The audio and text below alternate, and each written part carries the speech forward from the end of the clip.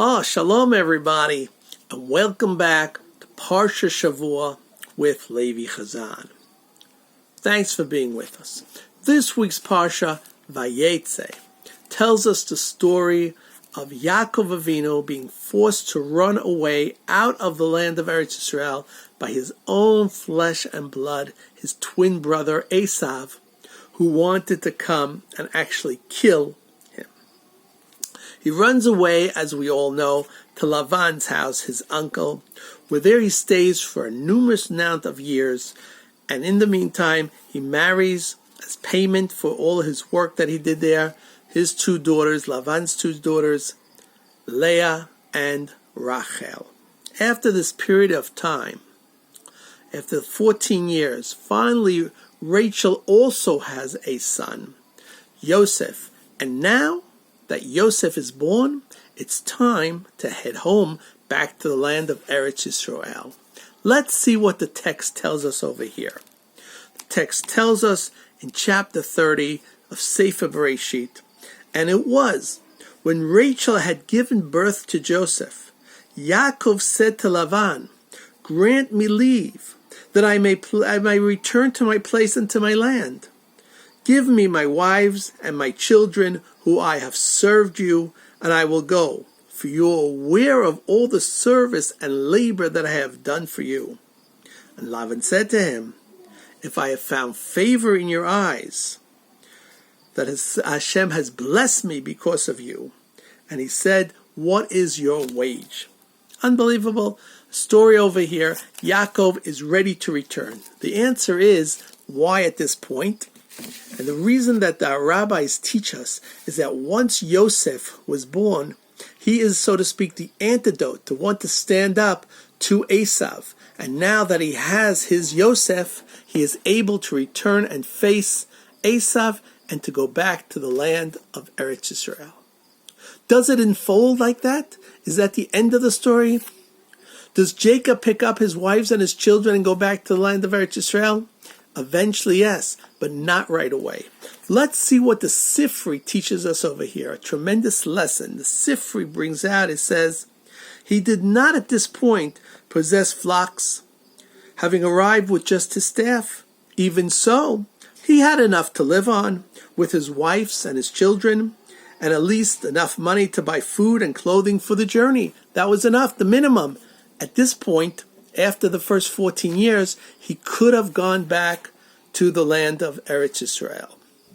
Rabbi Kahana writes over here, in Or HaRayon, we must never forget that the land of Eretz Yisrael was given to the Jewish people, not as a privilege, that if they wish to go there, or if they don't wish to go there, they could go, but as a duty, an obligation that they have to be there. Yet from the time of immemorial, whenever Israel arrived and is convenient and luring from the exile, they hate the land of delight, the land of Eretz Yisrael, and thought to rest in the exile. Only when the nation's hatred appears is there an awakening to leave the exiles. And so he writes, Rabbi Kahana, Lavan asked him to name his price. Jacob said, the certain goats were all familiar with the sheep and the spots. Those would be for Jacob, and the good ones would be for Lavan. And here, lo and behold, a miracle occurs, and all this wealth was given over to Jacob's. You have to wonder, Rabbi Kahana asks, why did Jacob remain an additional 6 years after he initially asked to leave? The Torah tells us that we just read. After the first 14 years of being with Lavan, he said, let me go home. Give me permission to go home. But he stayed an additional 6 years.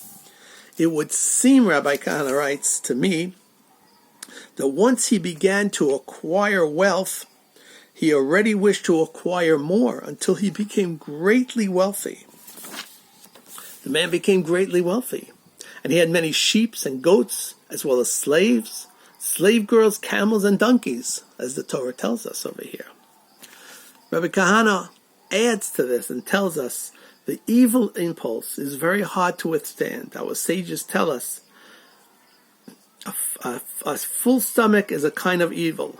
Since he has already become wealthy, it no longer bothered him that he was living outside the land of Eretz Yisrael, believe it or not. The money and the wealth, so to speak, closed his eyes, and he forgot his purpose that he in reality had to get back home. For that reason, God changed Lavan's heart and the heart of his sons against Jacob, so that their hatred would make Jacob understand that he must leave. And Jacob heard that Lavan's sons were saying, Jacob has taken everything belonging to our fathers. How many times do we hear that in the exiles? The Jews control everything. They control the media, the banks, everything. The same argument was already given some 3,500 years earlier in the time of Yaakov Avinu, our fourth father Yaakov.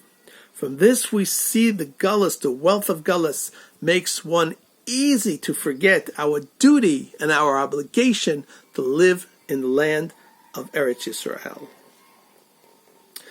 And we see in next week's parsha that when he goes and meets Esav, we'll talk about this more next week, but he becomes frightened. Why would he be frightened when he has a promise from Hashem that God would be with him? Certainly a person who God himself came to him and said, I will be with you. Certainly a person like that shouldn't be fearful. But Jacob was fearful. Why?